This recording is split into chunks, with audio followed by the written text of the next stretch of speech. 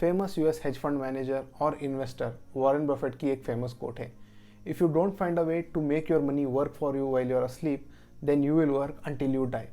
ये बहुत ही hard hitting coat है, पर इसके सामने एक बहुत ही अच्छी सबक है। वॉरेन बफेट एक्चुअली ये कहना चाहते हैं कि अगर हमारे ड्रीम्स है, एम्बिशंस है, अगर हम उनको अचीव करना चाहते हैं तो हमको ही काम नहीं करना चाहिए। हमारे साथ जो भी हमारी सैलरी है, पेमेंट है, उसको भी, जो कुछ भी हमारे पास फ्री कैश, एक्स्ट्रा कैश है, हमको उसको भी काम पे लगाना पड़ेगा। तो तभी जो है हम हमारे ड्रीम्स हो या एम्बिशंस हो उनको जल्दी अचीव कर सकते हैं। ये कैसे पॉसिबल है, हम कैसे अपने पैसों को काम पे लगा सकते हैं।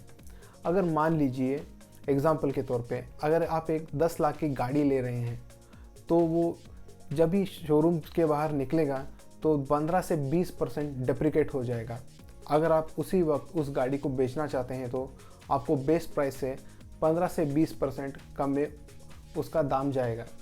अगर आप वही 10 लाख रुपए अगर कुछ स्टॉक्स में या एफडीज में, बॉन्ड्स में या क्रिप्टोज में आप इन्वेस्ट करते हो या रियल एस्टेट में इन्वेस्ट करते हो तो over a period of time वो 10 लाख ग्रो हो जाएगा। वो 10 लाख से शायद 11 लाख हो जाए, 12 लाख हो जाए या 15 लाख हो जाए। तो इसे कहते हैं पैसों को काम पे लगाना। आज हम बात करेंगे स्टॉक्स पर कि हम कैसे स्टॉक से अपना वेल्थ ग्रो कर सकते हैं और हम जल्दी अपने ड्रीम्स और एम्बिशंस फुलफिल कर सकते हैं। तो चलिए आज का वीडियो शुरू करते हैं। Hi guys, this is Subhash Yadav, welcome to my YouTube channel. Let's start this today session. अगर हमको अच्छे स्टॉक्स ढूंढने हैं तो हम वो कैसे करेंगे?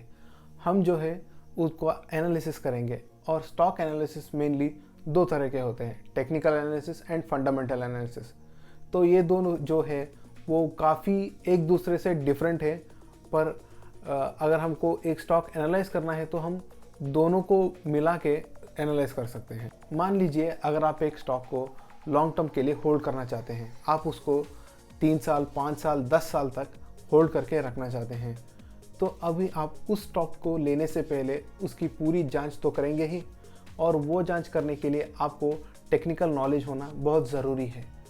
अगर आप एक कंपनी में, एक स्टॉक में इन्वेस्ट कर रहे हो तो आप एक कंपनी पे बेट ले रहे हो, आप उस कंपनी पे अपना जो पैसा है वो लगा रहे हो। आप ये मान के चल रहे हो कि नहीं, मैं अगर एक इस स्टॉक को 5 साल तक ले रहा हूँ तो 5 साल तक ये कंपनी ग्रो करेगा।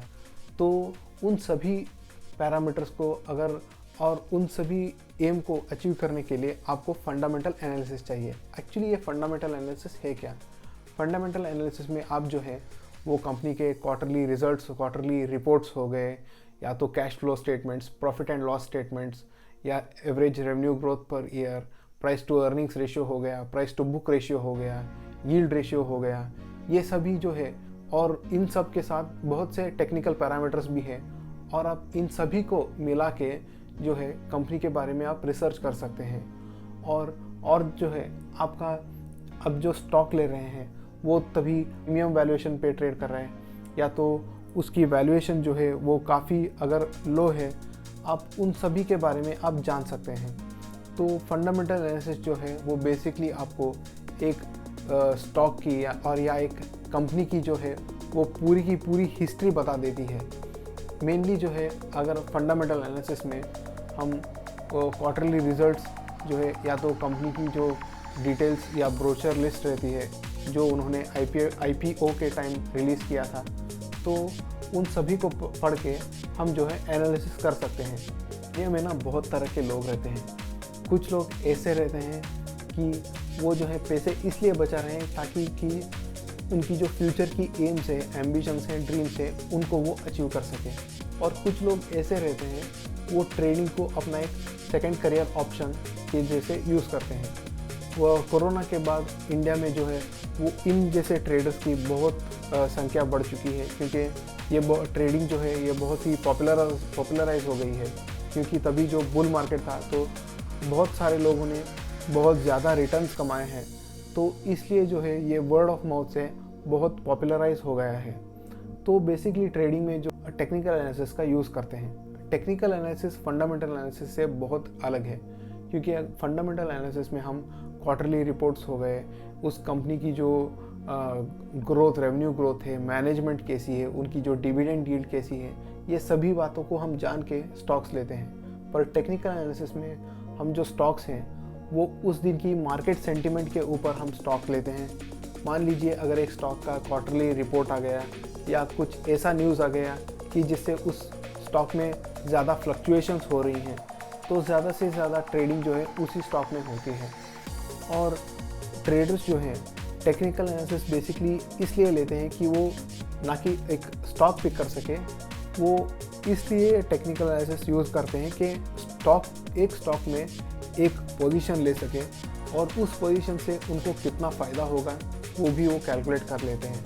अगर मान लीजिए एक स्टॉक अभी 100 रुपये पे ट्रेड कर रहा है, यानी एक स्टॉक की अब की वैल्यू 100 रुपये है, और उसका एक न्यूज़ आ गया कि कल उसके कुछ प्रोमोटर्स ने, यानी कि उसके जो ओनर्स रहते हैं, उन्होंने एक और कंपनी मर्ज कर गई, तो ये न्यूज़ जो है वो मार्केट एक पॉजिटिव वे में लेता है। तो यही स्टॉक 100 रुपये से 110 120 तक बढ़ने की चांसेस जो है वो बढ़ जाता है। तो तभी ट्रेडर जो है वो टेक्निकल एनालिसिस को यूज़ करके वो जो है वो अगर वो स्टॉक 105 रुपये पे आएगा, if that stock comes at 105 rupees, then he will buy it, and if it goes beyond 113 और if it reaches 113 he will sell it।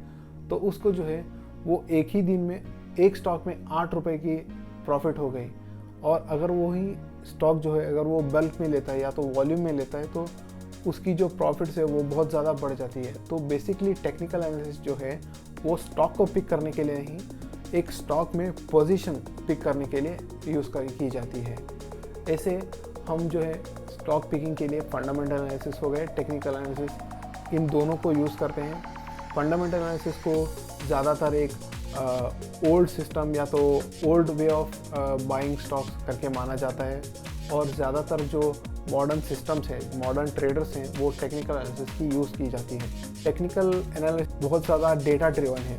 Technical analysis में हमको कैंडल स्टिक्स हो गए, चार्ट पैटर्न्स हो गई, प्राइस एक्शन हो गया, या तो ये नए नए इंडिकेटर्स हो गए, इन सभी से हम स्टॉक की जो अगली मूवमेंट है वो हम डिसाइड कर सकते, वो हम प्रेडिक्ट कर सकते हैं।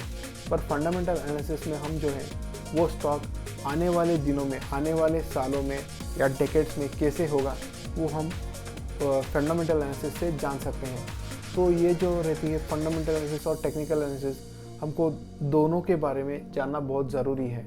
ये बातें हो गई स्टॉक के एनालिसिस के बारे में। अब आप पूछेंगे कि मैंने जो है वो टाइटल में डाला था कि how to pick a stock, मैंने उसके बारे में बात ही नहीं किया, तो इसके बारे में भी हम अभी चर्चा करेंगे।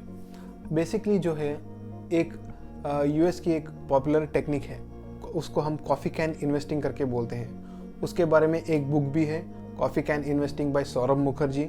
आप उसको भी पढ़ के ये जो मैं अभी टेक्निक बताने वाला हूँ, आप उसके बारे में और जानकारी पा सकते हैं। तो बेसिकली यूएसए में जो पुराने ज़माने में क्या होता था, वो जो लोग रहते थे, तभी बैंक की सिस्टम नहीं थी, तो वो अपने पैसों को एक कॉफ़ी कैन में डाल के उसको बंद करके अपने बेड के नीचे हो जाए या तो सेलर में हो जाए, वहाँ पे रख देते थे। और जब भी उनको इमरजेंसी फ़ंड की नेसेसिटी होती थी, तभी वो निकाल के उस फंड को यूज़ कर लेते थे।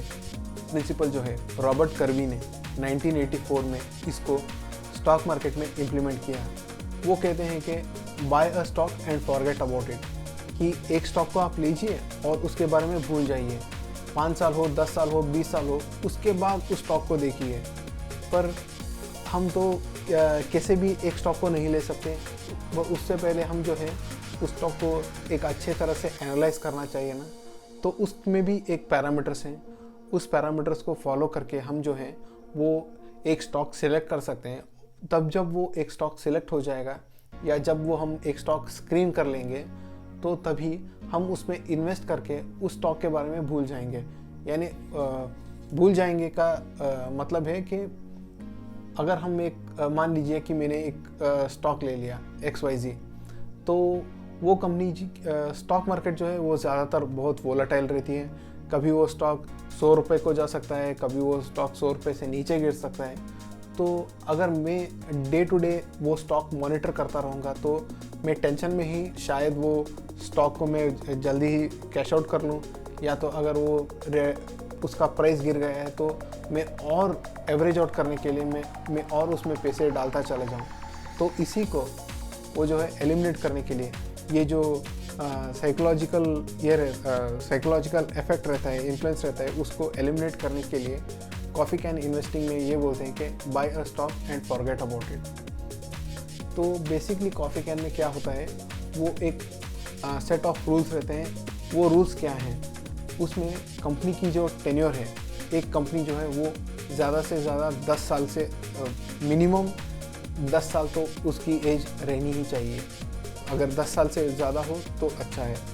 और कंपनी की जो रेवेन्यू ग्रोथ है वो ईयर ऑन ईयर, वो हर साल जो कंपनी की जो रेवेन्यू है उसकी आमदनी जो है वो हर साल 10% से ग्रो होता दिखना चाहिए। उसका ग्रोथ जो है वो हर साल 10% से ज़्यादा होना चाहिए। और उस कंपनी की जो ROCE है, ROCE यानी return of capital employed, return of capital employed यानी मान लीजिए कि मेरी एक कंपनी है, अगर मुझको जो कुछ भी प्रॉफिट आ रहा है उस कंपनी में, मैं अगर वही प्रॉफिट अगर मैं उस कंपनी में ही डालूंगा और उस कंपनी को और बढ़ाने की सोचूंगा तो उसे बोलते हैं रिटर्न ऑन कैपिटल एम्प्लॉयड। तो अगर वही return on capital employed for a period of 10 years, if it's growing by 15% and if that company's market cap is more than 1000 crores, तो तभी हम ये जो फ़िल्टर करके जो कंपनीज आती हैं, हम उस कंपनीज को हम स्क्रीन करते हैं और फंडामेंटल एनालिसिस से जो है उस कंपनी की जो पूरी छानबीन हो जाती है, उसकी रिसर्च की जाती है और उसके बाद से जो है हम एक कंपनी को सेलेक्ट करते हैं और उस कंपनी में हम इन्वेस्ट करते हैं। तो ये बहुत ही एक हेक्टिक वे है ये सभी स्क्रीनर्स को यूज़ करने के लिए, यूज़ करके एक कंपनी के स्टॉक को स्क्रीन करना। तो इसके लिए जो है आप screener.com पे जा सकते हैं और वहाँ पे कॉफ़ी कैन पोर्टफोलियो करके आपको एक स्क्रीनर मिलेगा। तो वहाँ जब आप ये स्क्रीनर यूज़ करेंगे तो तब आपको जो है वो कंपनीज़ की लिस्ट मिल जाएगी और आप जो है वो फंडामेंटल एनालिसिस करके जो है वो उस लिस्ट में से जो कंपनी आपको अच्छी लगती है वो आप सिलेक्ट कर सकते हैं। ध्यान रखिए स्टॉक मार्केट में इन्वेस्ट करने से पहले कि स्टॉक मार्केट जो है वो बहुत ही वोलेटाइल रहती है। आपका वेल्थ जल्दी से बढ़ भी सकता है और जल्दी से घट भी सकता है। तो आपको जो है वो अपना पोर्टफोलियो डाइवर्सिफाई करके रखना चाहिए। आप जो है अच्छा रहेगा कि अपनी जो स्टॉक्स हैं वो अगर हर एक सेक्टर में आप डिवाइड करके रखते हैं। सेक्टर्स में अगर मान लीजिए कि आप एक IT सेक्टर आपको अच्छा लग रहा है तो IT सेक्टर में आप ज़्यादा से ज़्यादा 1 से 2 कंपनी के स्टॉक्स ले सकते हैं। वॉल्यूम में कुछ प्रॉब्लम नहीं है, पर अगर डाइवर्सिफाई का ये मतलब नहीं कि अगर आपको IT सेक्टर पसंद आ गया तो आप IT सेक्टर के सारे स्टॉक ले लेंगे और उसको डाइवर्सिफाई पोर्टफोलियो करके मान के चलेंगे। और डाइवर्सिफाई का मतलब ये नहीं रहता, यानी डाइवर्सिफाई का मतलब ये रहता है कि अब अपना जो इन्वेस्टमेंट रहता है वो हर एक सेक्टर में इक्वल प्रोपोर्शंस में इन्वेस्ट रहना चाहिए। मान लीजिए कि अगर आपको एक FMCG या ऑटोमोबाइल, मेडिकल सेक्टर हो गया, डिफेंस सेक्टर हो गया और बैंकिंग सेक्टर, ये 5 सेक्टर आपके बहुत सारे फेवरेट सेक्टर्स हैं और आप इन सेक्टर्स में इन्वेस्ट करना चाहते हैं तो मैक्सिमम 1 से 2 कंपनीज के स्टॉक लेने हैं और उनमें इन्वेस्ट करना है। मान लीजिए कि अगर आपके पास 10,000 रुपये हैं और 5 सेक्टर हैं, इन 5 सेक्टर में आपने 2 कंपनीज सेलेक्ट की, यानी 10 कंपनीज हो गए और आपके पास मंथली इन्वेस्ट करने के लिए 10,000 हैं, तो आप इन सेक्टर्स में या इन स्टॉक्स में इन्वेस्ट कैसे करेंगे? तो बेसिकली आपको क्या करना चाहिए, आपको जो है वो सभी स्टॉक्स में इक्वल अमाउंट का इन्वेस्टमेंट करना चाहिए। इक्वल अमाउंट का इन्वेस्टमेंट यानी अगर आपके पास 10,000 हैं और आप 10 कंपनीज हैं तो हर एक कंपनीज में आपको 1000 रुपए के स्टॉक्स लेने हैं। तो इससे क्या होगा कि अगर मान लीजिए कि कुछ भी प्रॉब्लम हो जाता है तो कि आप कुछ भी over the period of time if something happens with the company, तो आपकी जो लॉस जो है उसकी एक कुशनिंग बन जाएगी उसका जो लॉस है वो एक लेवल तक मेंटेन हो जाएगा, क्योंकि सभी मार्केट तो कोलैप्स नहीं होंगी। कोरोना के टाइम में ही आप मान लीजिए सारे के सारे स्टॉक्स जो थे, सारे के सारे सेक्टर्स जो थे वो कोलैप्स हो गए। फार्मा सेक्टर्स हो गए, या तो रिटेल सेक्टर्स हो गए, या तो मेडिकल सेक्टर्स हो गए। वो सभी स्टॉक्स जो है वो अच्छी परफॉर्मेंस दे रही थी। तो ये जो है, अगर आप सेक्टर्स में इक्वली इन्वेस्ट करते हैं तो आपका पैसा जो है वो सेफ हो जाएगा। जाते जाते एक बोनस टिप मेरी ओर से। इस बोनस टिप से आप जो है स्टॉक्स इजीली सिलेक्ट कर सकते हैं, वो भी बिना टेक्निकल एनालिसिस या फंडामेंटल एनालिसिस से। ये कैसे पॉसिबल है?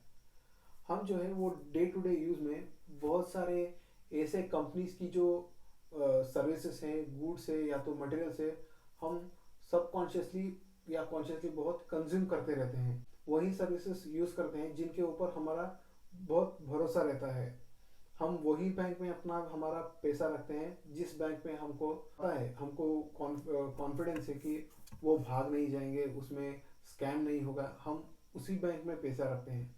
हम डेली टूथपेस्ट या तो वही सोप्स हम यूज़ करते हैं जिससे हमको पता है कि इसका कोई साइड इफ़ेक्ट नहीं है। वही प्रोडक्ट्स यूज़ करते हैं कि जिनमें हमको पता है कि ये केमिकल फ्री है, इसमें ये 100% ऑर्गेनिक है या 100% आयुर्वेद से बना है। तो हम उसी चीज़ों को, उसी प्रोडक्ट्स को यूज़ करते हैं। ये प्रोडक्ट्स जो ले रहे हैं, हम डायरेक्टली इनडायरेक्टली वो प्रोडक्ट्स को हम एनालाइज नहीं कर रहे हैं, वो प्रोडक्ट्स के कंपनीज को हम एनालाइज कर रहे हैं। सबकॉन्शियसली उन कंपनीज को एनालाइज कर लिया है। हमारा जो विश्वास है उन कंपनीज के ऊपर वो इतना ज़्यादा है कि हम बिना सोचे, बिना किसी सेकंड थॉट दिए हम उन कंपनीज के सर्विसेज को इजीली यूज़ कर रहे हैं। ये एक बहुत बड़ी बात है, और एनालिसिस में इससे स्ट्रॉन्गर एनालिसिस और कोई नहीं रहता है। तो हम जो है उन कंपनीज में हम इन्वेस्ट कर सकते हैं। अगर मान लीजिए, अगर हम बैंक्स में, या तो आईसीआईसीआई हो गई, एसबीआई हो गई, या तो एचडीएफसी हो गए, अगर हमको लगता है कि वो बैंक आगे जाके दुनिया की बहुत बड़ी बैंक्स बनेंगी, तो हम उन बैंक्स के स्टॉक्स हम खरीद सकते हैं। अगर आपको लगता है कि पतंजलि जो है वो आगे बढ़ के दुनिया का बहुत ज़्यादा आयुर्वेद में मार्केट शेयर कैप्चर करेगा, तो हम उनकी स्टॉक्स, रुचि सोया, उसमें हम इन्वेस्ट कर सकते हैं। अगर हमको लगता है कि अपैरल्स इंडस्ट्री में, ये जो पेज इंडस्ट्री है, जिनकी जो ब्रांड जॉकी जो बहुत ही फेमस है, वो ब्रांड इंटरनेशनली रिकॉग्नाइज्ड बनने वाला है, तो हम उस ब्रांड के कंपनी यानी पेज इंडस्ट्री में हम इन्वेस्ट कर सकते हैं। तो ऐसे ही हमारी जो डे टू डे एक्टिविटीज़ में हम जो चीज़ें इस्तेमाल करते हैं, हम उन कंपनीज में भी पैसा लगा सकते हैं। और उन कंपनीज में हमारा पैसा लगाना भी अच्छा रहता है, क्योंकि ये जो ज़्यादा से ज़्यादा कंपनीज है, इसमें बहुत सारे लोग जो है उनकी सर्विसेज कंज्यूम कर रही हैं।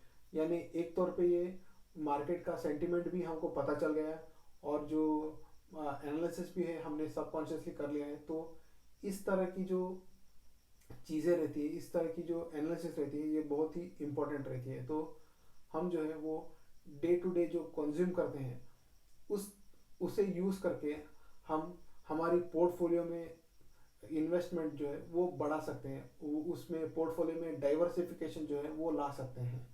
तो ये थी मेरी बोनस टिप। और एक और बोनस टिप ये है कि अगर आप स्टॉक्स में इन्वेस्ट कर रहे हैं तो प्लीज़ एक लमसम इन्वेस्टमेंट में मत जाइएगा। आप जो है वो हर महीने एक फिक्स्ड अमाउंट रखिए, और वही अमाउंट जो है आपको हर महीने स्टॉक्स में इन्वेस्ट करते जाइए।